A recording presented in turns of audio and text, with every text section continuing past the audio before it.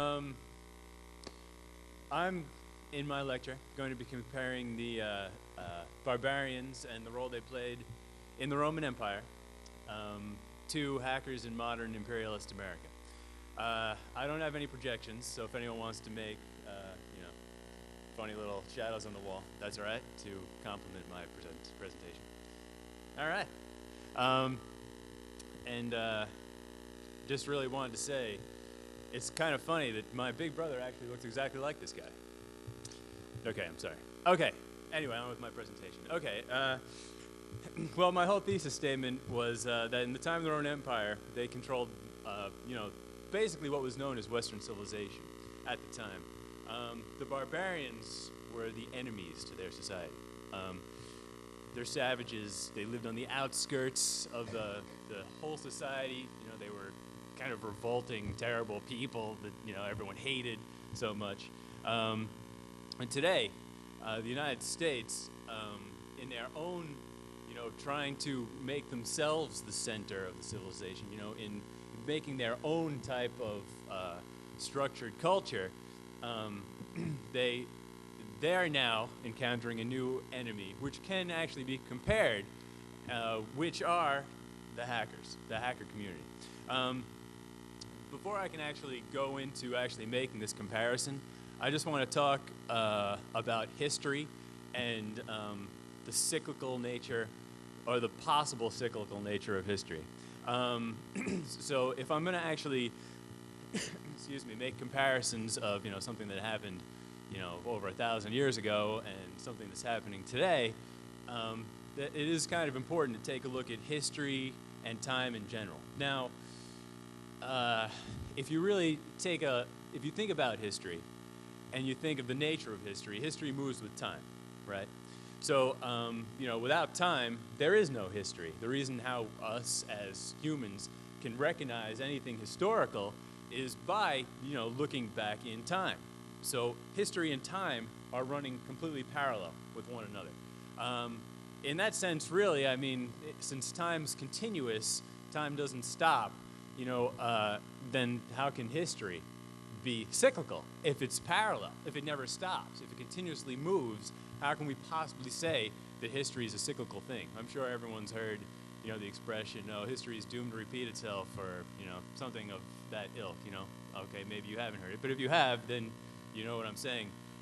It's not too difficult to actually argue against that in the respect that history never really does stop. So how can it loop back and actually repeat itself?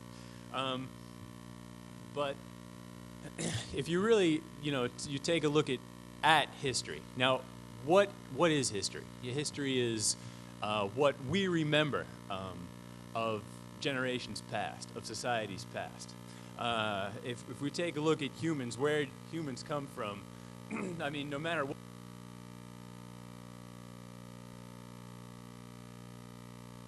and over the last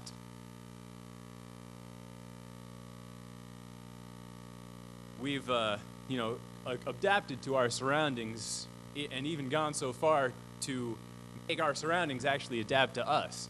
You know, in the beginning, when people were, you know, living in a state of nature, you know, we had to, or, you know, the humanity had to actually, you know, conform to nature, conform to your surroundings.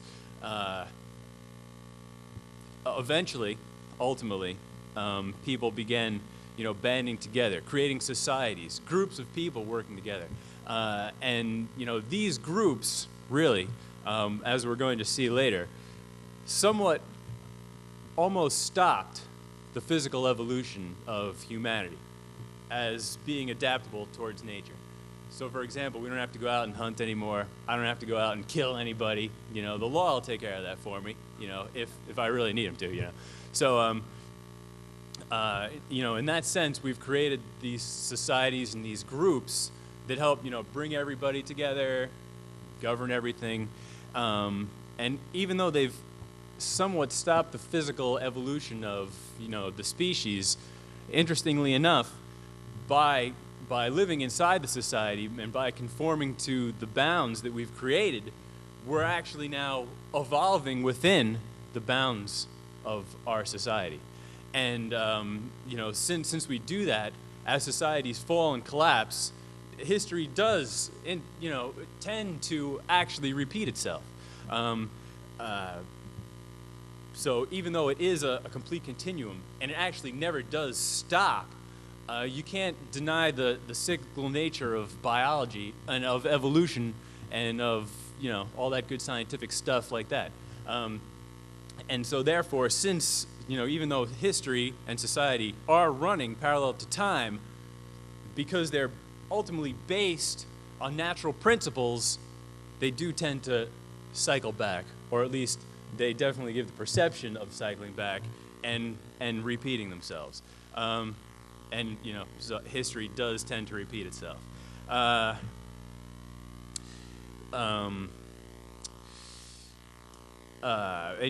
Even though we're living in the society where people are actually working together, trying to diversify our talents to work as one whole, the nature of self-love, of love of the self, it comes back throughout the ages, in the Romantic period, the love of the self. And I mean, no one can really deny the fact that ultimately everyone has a little bit of selfishness. I mean, you have to think of yourself at some point, right? I mean, you ultimately have to do things for yourself to survive. This tends to manifest itself more in some people than in others. For example, someone who gets extremely selfish and greedy with any kind of control or power, they're going to want to get to the top, and they're going to want to stay there. They don't want anyone else up there. So they're going to try and keep everyone else down underneath them.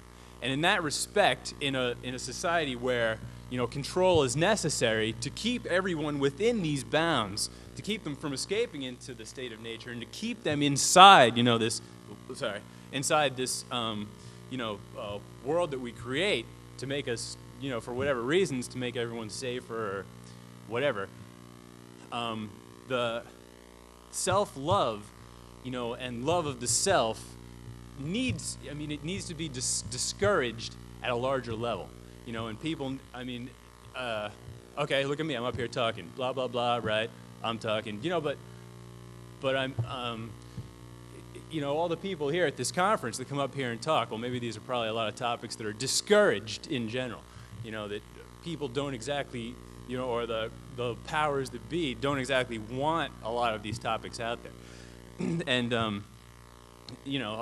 for their own obvious reasons. They need to oppress those types of desires to further their own. And in that respect,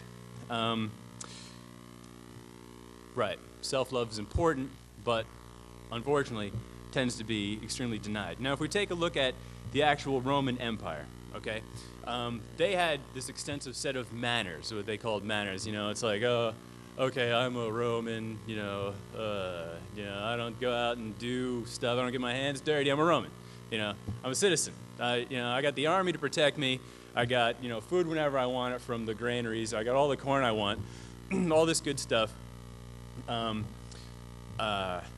So, they really ended up almost, de-evolving in a way. The barbarians to the Roman people were perceived as extremely ugly, hideous creatures, very rough-edged, horrible, mean, terrible people. And, the reason,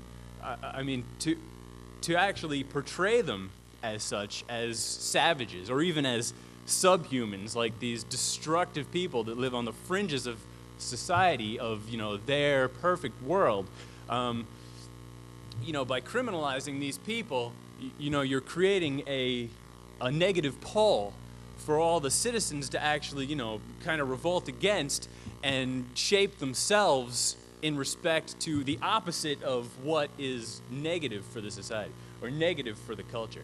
And the barbarians, sure, at the time they were big and scary, but being portrayed as such really helped keep the masses under control by not wanting to be like these horrible people. In today's culture, interesting, look look how the hackers portrayed, you know, throughout everything. I mean, you got like, you know, the skinny, nerdy kid with broken glasses, got his pants up to here, you know, not that good with the ladies. You know, he's really smart, okay, give him that. You know, all right, smart guy, knows computers and stuff, but, you know, I don't know if I really want to be like that guy. No one really, yeah, but, you know, sure, it's not all true, but it's how it's portrayed, right? And so then you have the good citizens or whatever, you know, seeing this negative image, and, you know, sure, sometimes it's funny, sometimes it's whatever, but at the same time, it's that negative pole, that, you know, people don't want to be like, you know, they don't feel comfortable in that respect, and therefore, you know, by giving these negative images, you know, and it tries to keep that, you know, the self-identity of these people on the, you know, the fringes, then maybe not accepting everything that they're fed by the leaders, you know, it keeps them in a negative light. It gives a, you know, a base portrayal for other people to, you know, oppose themselves to. And, you know, just, I mean, overall, it may even play upon the consciousness of those people, making them feel bad about themselves. Thinking, oh, well, you know, some people may, you know, accept the image. I have broken glasses, but I don't accept the image. But, so, all right, well, let's actually take a look, you know, who were the barbarians? What are barbarians? What are barbarians anyway? The barbarians were, like I said, you know, they were from, well, if you take a look at the Western Roman Empire, you had the Germanic tribes of Northern Europe, right, the Goths, the Vandals, ultimately were the ones that came down and were like, all right, Rome, bam, bam, bam. That was the, however, you know, a long time before that, the Roman Empire actually split up into two different empires. You had the Western Empire, which was based in Rome, you know, Italy, Europe and stuff. Then you had the Eastern Empire, which was based in Constantinople, you know, based in Turkey, much of Asia. The European barbarians overthrew the Western Roman Empire first, long before the Eastern Empire was destroyed. You know, after a while, you know, the barbarians eventually, you know, couldn't take the control of the Romans anymore, which I'll touch more on in a minute, and eventually, ultimately, you know, killed a bunch of them, took over themselves. And eventually, the same thing happened a long time later, but in the Eastern Empire as well, based in Constantinople, based in Turkey. The Eastern Empire ended up staying in power much longer, and ultimately actually even went through and, you know, beat up a lot of the barbarians that had settled in Africa and Italy, and went through and took over most of their empire again, and ultimately were overthrown by the Asian barbarian tribes. So those were the barbarians. They were from, you know, Asia, Northern Europe, basically people that were closer, you know, closer to nature. They valued their freedom more, and, you know, they didn't really appreciate the Roman control over them. And ultimately, it played against the Romans. If we take a look at how, you know, control, why would the barbarians revolt? Why would they do this? What happened? What went wrong with the Romans? You know, they had this great civilization. They built roads everywhere. You know, they built cool buildings, and they had rocks and stones and all kinds of good stuff. But if you think about control and controlling a people, right? Control in general. I mean, there's a whole bunch of different ways you can control people. But right now, you're all listening to me. But you know, I'm not telling you what to do. I'm not controlling you. I mean, it's the environment we're in.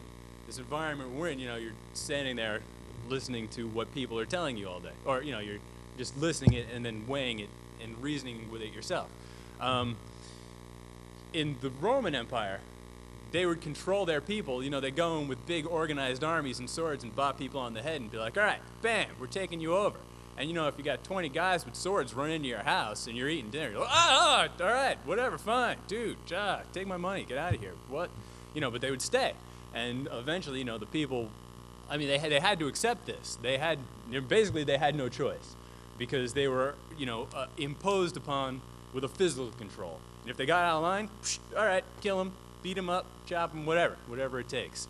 That's probably the most obvious, form of controlling anything, physical force. It's so obvious and apparent, right? Like, if someone comes up to you and punches you in the face, then your face hurts, There's all these people around being like, whoa, what? That guy just punched him in the face, Or, you can't deny that it happened. There's no way to actually say, all right, I didn't just get punched in the face, because when you look in the mirror and you got a big black eye or something, broken nose or something. So something like that, it's not only completely obvious and blatant, but physical harm is not cool. No one likes it. Like, if I hurt myself, it hurts. Ouch. I don't want to get hurt. I especially don't want someone else coming over and bopping me with a sword or something. What are you doing? So ultimately, people resent this, any type of physical control. And today, what's the easiest type of societies or leadership to revolt against? The people, the leaders in countries that torture their people or do horrible things or, genocides and massacres and all this stuff. You see that and you're like, whoa, massacre, you can't do that, that's not cool. Right, it's not cool. So, if you think about it, if a leader's going to stay in control, right, and they want to be really, really smart about it, they know they can't just go beat you up. They know they can't just go pound on you and say, all right, you're going to listen to me now. Because, yeah, you might listen to them for a little while, but eventually, hey, you might go to the gym and work out every day and then go beat them up. Or you might get all your friends together and be like, yo, we don't want to get beat up anymore, and go beat them up. Which is ultimately what happened with the barbarians. They wanted their freedom. And when a bunch of, Roman people come in there and say, okay, you're going to speak Roman now. Okay, you're going to pay us taxes. Okay, you're going to do what we say. After a while, they were like, what? We spoke German before. We didn't have any problems. We didn't have to pay all the taxes and stuff. Sorry, someone left their banner in the thing. So, after a while, the resentment became so strong that the barbarians said, all right, that's it. We're not taking this anymore. And, history. They went in and they kicked the Romans out. And they took over Italy, they took over Africa, and eventually, the Huns attacked Asia. They got repelled, but all the other Asian tribes, but they kept attacking and attacking for years, until finally the Turks came in and brought the Eastern Roman Empire down, and that was the end of Rome. If we take a look at society today, the principles haven't changed. You have to impose some type of method of control over people. Yeah, all right, most people want to work together because we want to be comfortable. It's nice having good stuff, like if you have like a hot tub or something. That's cool, man. I like having a hot tub. If I lived in the woods, I wouldn't have a hot tub, right? I get bitten by bugs all the time. Who wants that? I have to look for my own food. It's so convenient to go to the grocery store and buy whatever. So the benefits of society and culture, they're great. There's all kinds of good stuff that happens all the time. But there's always ulterior motives. People that don't, ultimately, probably, maybe, a lot of people go into politics, go into professional leadership roles, thinking, okay, I'm going to do good. I want to do right for the people. I want to do it right. I feel bad. Okay, good example, like, okay, taxes. Or the last big tax cut we had mostly affected rich or upper class, people that made a lot of money. So, okay, what about the people that don't make a lot of money? Like, if I looked at my own taxes, I didn't really get a tax cut. I didn't get any money back or anything like that. So I think, all right, everyone's talking about this tax cut. I don't get it. You know what? That's it. I'm going to speak for the people. I'm going to get up there, and I'm going to run for office. I'm going to get in office. I'm going to make things right for everybody. So then, you get into office. Then some guy comes up to you and he's like, all right. Give you $1 million if you sneak this into a bill or something. You're like, all right, no. Then you go home and, like, actually that $1 million sounds pretty good. And ultimately, even people that mean well may succumb to corruption or other facets of, bad things. So, and then you have the people who have ulterior motives that go into it in the first place. into professional leadership, because we're at a point in our society where leaders are professional leaders. I mean, that's what they do for a living. That's, they don't go home and, go to the office and, hang out. Though their friends are all politicians too. They're leaders of the country. So ultimately, they become out of touch with the people they represent. Not in all cases, but in a lot of cases. So if you actually take a look, so they have to think about how to keep their society under control, how to keep them all in one, nice uniform unit where people aren't going to stand up and be like, hey, taxes, or hey, this, or hey, that. So they have to, and they know they can't go beat you up. So they have to think of some different type of control, some different way to actually keep people listening to them and paying taxes and, keeping them in power and all this other good stuff. So, step in, oh, sorry, got some ice.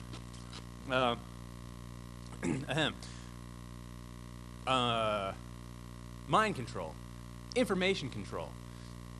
If you take a look at mind control, a good example of mind control, I don't know if we have many Scientologists here, but Scientology, if you actually take a look at how it works, they use mind control tactics to convince people to, sign up to their religion or their beliefs or whatever. And not, Scientology is just, there's all kinds of different little sects and cults and stuff that use these tactics.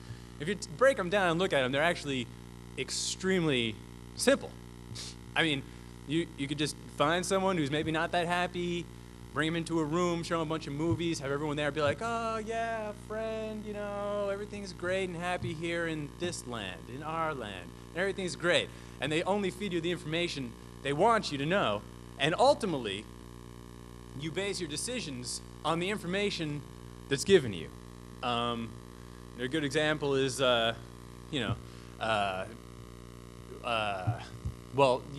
making decisions. If for example, you don't know what kind of computer to buy, right? And you go and you read these reviews on these two machines. And one has all glowing reviews and it tells you all the great stuff about it and everything, and the other one tells you all bad stuff, all the negative stuff. Well, everything has a good and bad side. But if you only hear the good side of one thing, and you only hear the bad side of the other thing, of course you're going to tend to favor the side that sounds good. So by controlling that type of information, by controlling all the stuff that you actually listen to and hear, you're going to base your decisions on what you perceive as fair judgment. But it's really maybe not the entire story. So if you take a look at something like that, in cults where they take you out to a nice retreat and everyone is friendly and happy and everything goes down this certain road. If we take a look at the American society, you grow up and you see the news. And the news, for a half hour, they tell you everything that goes on in the world. Okay? A lot of people in the world, you really can't hear it all in half an hour. So, what kind of information are we getting out of that? We're getting the information that they want to tell you, for whatever reason.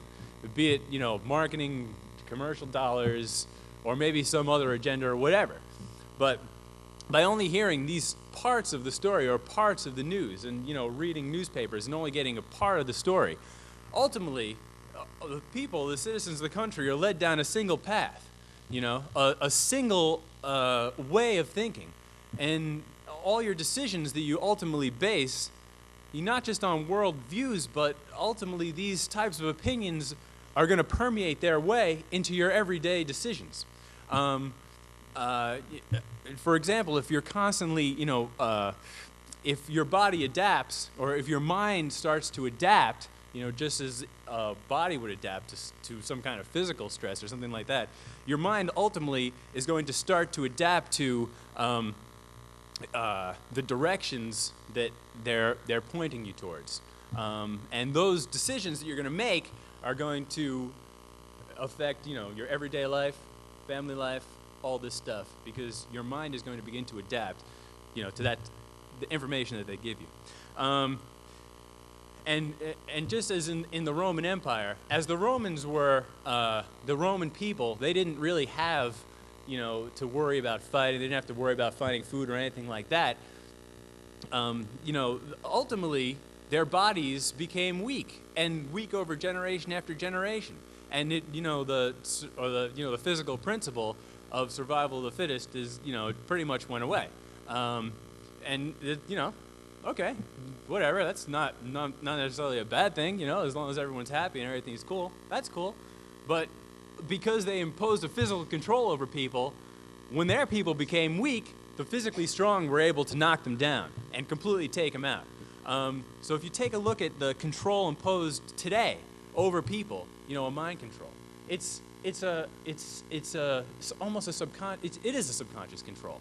And if you take a step back and look at it, it's almost obvious. It's so easy to get away from. If you just take a look at the information, if you can just see all the information instead of just a little part of it, then you can make, the decisions that would be more inclined to you to be fair than the decisions that the people giving you the information think are fair. In that case, it would be probably, more apt to a more fair and balanced type of society that way. However, the people in power maybe don't want to take that risk. There is a freedom of information. You can find this stuff. A good example is if you take the latest Michael Moore film, Fahrenheit 9/11. I saw that movie, and I said, I already knew all this stuff. Because I stay up on all the world news, and I listen to alternative sources of news. But I know so many people that saw that movie, they came out, they're like, oh, what? I can't believe this. How did this happen? And I'm like, wow, interesting. Well, that's cool. I'm going to be talking about the same thing in my presentation next week. But, it's that exact control of information. The people in power, they give you the story they want you to know, and you don't end up getting the entire story. And just as the Romans evolved physically weak in a society where they didn't have to physically fight, today we're living in a society where almost you don't have to think. You come out of school, here's the standard. You go to high school, you come out of high school, you go to college, you get out of college, you get a job, and you get to make a family, and you sit at home and watch TV all day and, listen to what they tell you on the television. I know lots of people that tend to, they follow that track. All kinds of people. I look back at the people I went to high school with, and I take a look at them, and I'm like, what? How could they, and a lot of them consider themselves to be extremely successful. They get good jobs, make lots of money. Okay, cool. Money, everyone's happy with money, and they are totally happy then just sitting at home watching the boob tube all night.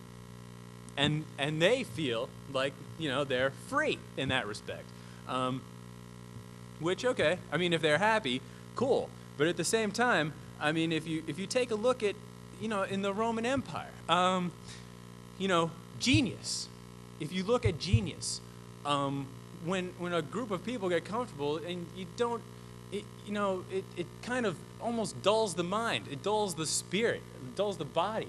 You don't have to actually come up with any kind of, new revolutionary ideas. You don't have to worry about, how am I going to feed everybody? I'll come up with a great idea. I'm going to build this giant machine that makes corn and sends it down. You don't have to think about that stuff anymore. In that respect,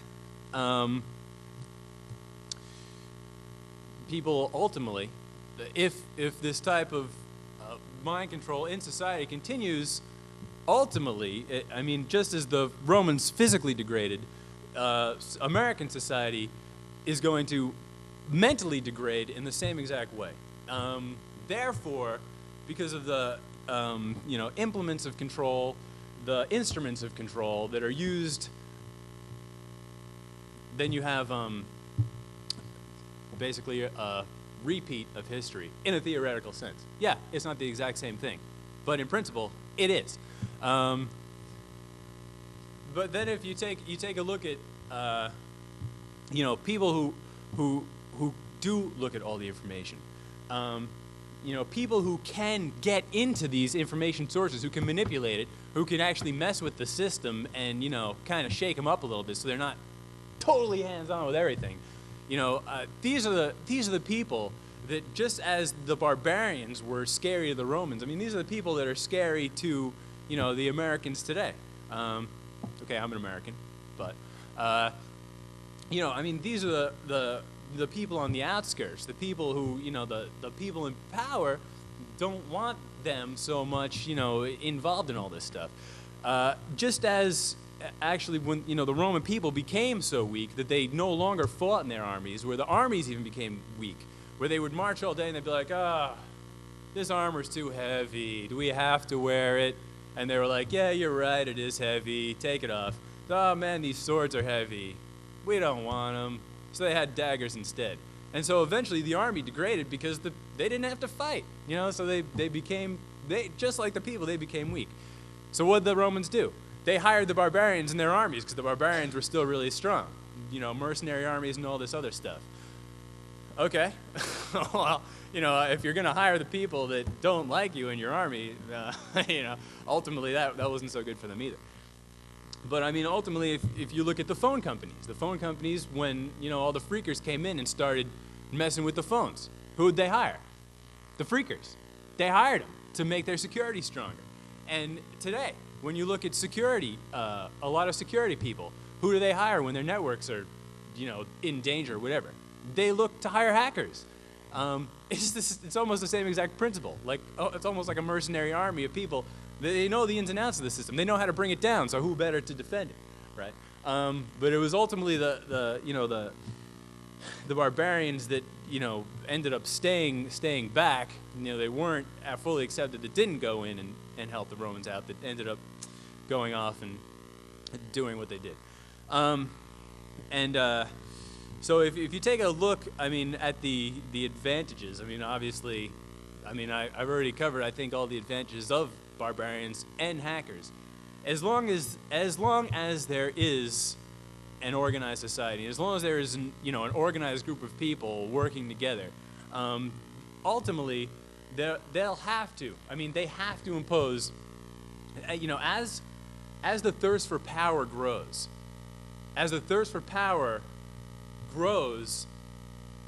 the people in power have to learn how to control masses of people. Because, people are different. Everyone's different. I don't think I'm exactly like anyone in this room. At least, I'm pretty sure I'm not. I don't see anyone that looks exactly the same. Do you know anyone that's exactly like someone else? I have brothers that are twins. And they're totally different. They're identical twins. And they say identical twins are genetically, and and then you take groups of people. Groups of people are going to be different. If I take all the people that live in New York City, New York City is a bad example. It's a very metropolitan town. Okay, if I go out to Long Island, okay, I'm from Shoreham in Long Island, a little town. We got a nuclear power plant. Woo! And if I take all the people in that town, and I take that community of people, and then I go to Florida somewhere, some little town in Florida. These people are going to be completely different. In fact, you probably won't even be able to draw many similarities between any one person in each place, unless they came from there or a similar region. And, because of that, I mean, which, if you think of, localized government control, people tend to be more happy in small groups, where small groups can help, shape their little environment. And when you take something as massive as a country that's humongous with millions of people in it, it's impossible to please everybody, right? And however, being the people in power, you have to keep them all under wraps, every single one of them, no matter how different they all are. And because of that, then subversive forms of control are almost completely necessary to keep all of, everybody under one major umbrella. And it's always going to be in those large types of power-hungry societies.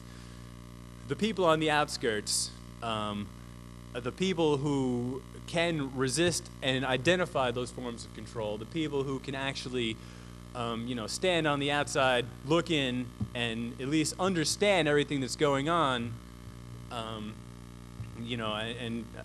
that are ultimately going to be the true, I think the really true free people, no matter, what you term freedom. Yeah, I can go out and say anything I want, but, if I'm just going home and watching TV every night, what does it matter what I say if no one hears it, right? So it's always going to be those people on the fringes that are going to make the differences, that are going to be, you know, the geniuses that change things, that come up with new ideas, and, you know, ultimately, you know, at least show people the weaknesses of the system to avoid any, you know, to avoid the, you know, negative aspects of a controlling, power-hungry society to get completely out of control. And that's it. That's all I really have to say in my presentation. Does anyone have any questions? All right, no questions. Oh yeah, question.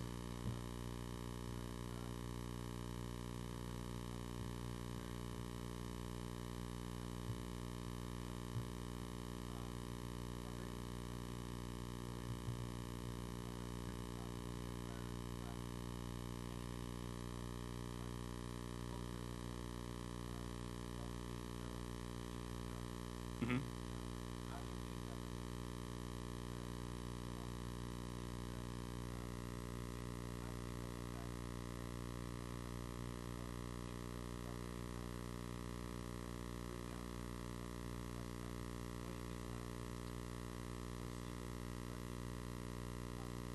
Right, okay, this is purely speculative, but it's a good question, because let's say, for example, history does repeat itself, and a group of people, you know, whatever happens, and, you know, the misinformation of the powers that be becomes so apparent, where the masses say, ah, forget this, man, we've had it. Whoop, they overthrow the government, everything starts to fall to heck. You know, in the time of the Roman Empire, you know, they didn't have any of the technology or the infrastructures or anything that we had now. Yeah, okay, they built all kinds of roads and good stuff. But I mean, today, if you have, you know, let's just take, for example, the United States. Okay, we got 50 states. If people manage to band together and completely abolish the American federal government, well, we still have all kinds of local government institutions. And I mean, America was founded on the principle of localized government. It's like, okay, you got the community, you know, we got our own, you know, leaders and stuff, and then you got the county, and then the state, and then after the state, the federal government. And I mean, really, that was one of the main points of the Civil War, right? I mean, the Civil War was the horrible, horrible thing. I mean, probably, you know, no one was happy, except for after when it was done, you know, good stuff happened. But you know, one of the main things was states' rights. The state said, yo, hey, we're supposed to be able to do whatever we want, federal government. The federal government said, no, no, no, you do what we say. Okay, yeah, okay, so on a lot of the issues, the federal government was right, and some of the states had some serious, you know, moral bad things going on. But, you know, ultimately, the whole principle of the country was to have, you know, little or smaller states with a large body kind of overseeing everything and taking care of the foreign policy, and the states would take care of the. So, in my opinion, I think that if the federal government did get overthrown, or, you know, there'd probably be chaos for a little while. You know, we might be thrown into a state of anarchy for this. I don't know, but exactly what would happen. But you know, I think that we have enough local types of institutions in place where people would be able to pick up the pieces relatively quickly without being plunged into the dark ages, such as happened in the middle. Yeah.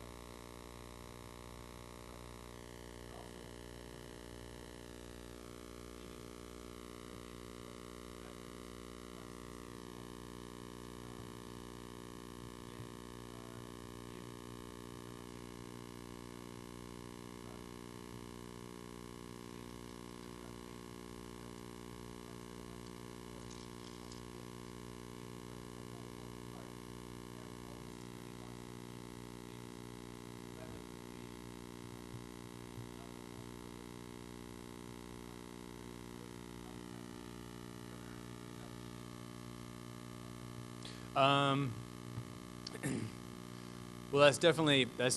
I mean, that's difficult to predict.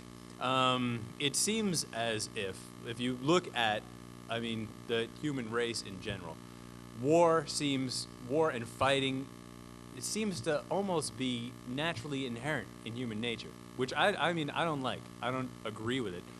And I don't, it's hard to say where it comes from. I mean, you know, people disagree and they fight and they battle each other, but I guess I like to think, idealistically, that if something like that did happen, that people, you know, maybe after seeing this would learn the lessons of war. I mean, if you could see the negative aspects of war, like with the Iraq war, the Afghanistan, you know, we don't even see a lot of the stuff that goes on over there. And then a lot of times when you do see the people going in and shooting other people, you know, I mean, I remember I read All Quiet on the Western Front, you know, which was one of the biggest anti-war novels. And the part that sticks out in my brain the most is when, you know, the guy's walking through the trenches, you know, and he's crawling through the trenches, and he hits the body of a dead German guy, right? In, I think it was World War I. And the guy rolls over and his wallet falls out. And there's a picture of his family, you know, his wife and kids. And, of course, now the character in the book is like, what? How did I not think of that? And, you know, I mean, if you think of a state of war, I mean, if one side of the room declares war on the other side of the room and you start killing each other, you know, now all the people that are related to you and all the people that you love or that you love that, you know, as you die and are gone now they're going to be really sad and it's going to really suck for them if they really liked you. But, okay, I'm sorry. But, you know, I guess I like to think from an idealistic point of view, you know, if something like that did happen, that people would be able to band together in such a way that they wouldn't have to resort to, you know, warfare and a constant state of war. But, you know, that's just, yes.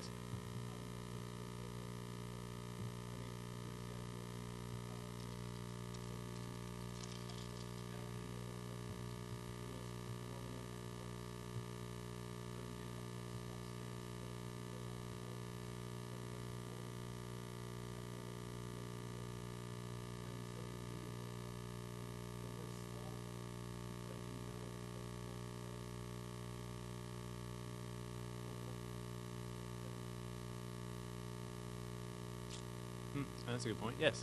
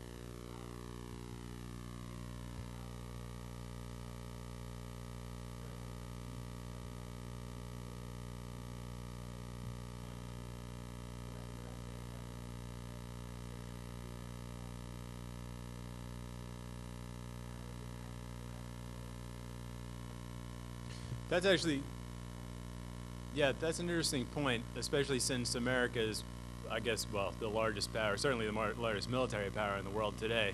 I mean, you know, if you take a look at the Iraq thing, we didn't want Iraq, we didn't want Saddam Hussein in power, so we tried to convince everyone, when we couldn't convince people, we just did it ourselves. And now people are following suit, because they want a slice of the pie. They want the oil money. You know, the Koreans and everyone else who fought there, who had big stakes in the country, are now, yeah, okay, we want to be there now, because, you know, but, yeah, so, I mean, if you think about it, if the United States did fall, I mean, how many countries of the world could retain control over their people if such a large power were to fall? It's interesting. they would have to make sure that the people in their societies were extremely happy with where they were, I would think.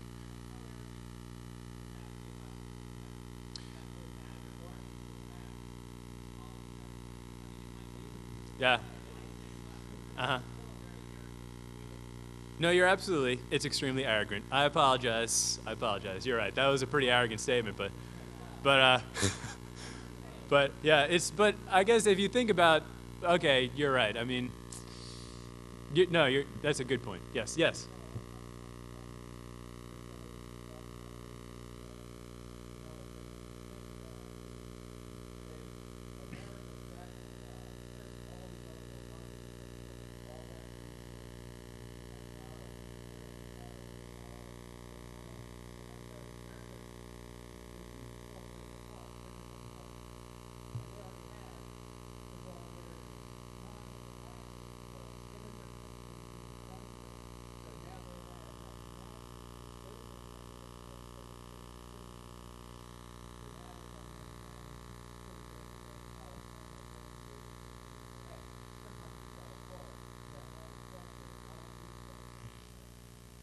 Hmm?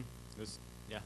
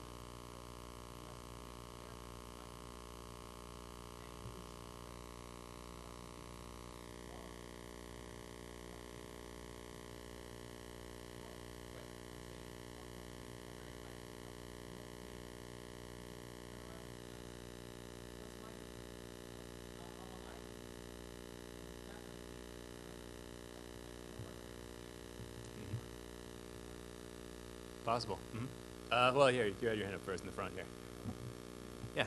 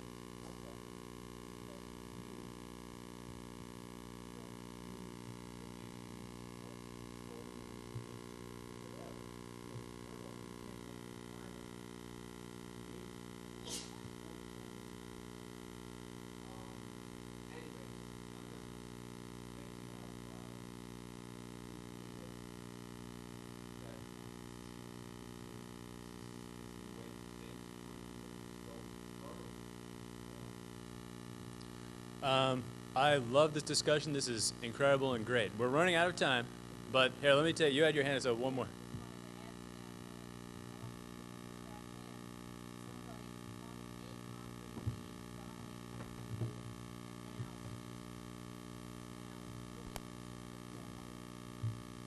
right? I agree.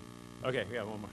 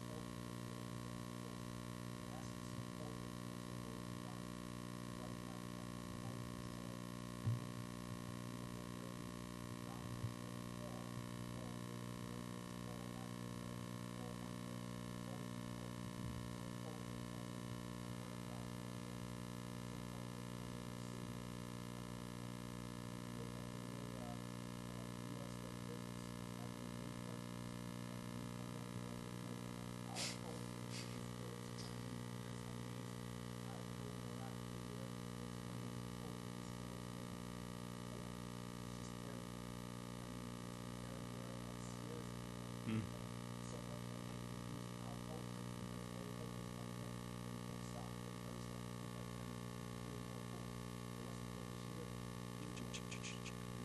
Right. All right, my And that's- apologies to the speaker, but we have run out of time. There is an opportunity for the open mic tomorrow at 10 a.m., sponsored by Cheshire Catalyst and brought to you as a special service by Hope 5. I hope you'll all attend. It will be in this room, 10 o'clock tomorrow. But for now, we got to get the next speaker up. Yeah, so thank you, everybody. Thanks for coming. Hope you enjoyed it. Have fun with the rest of the conference.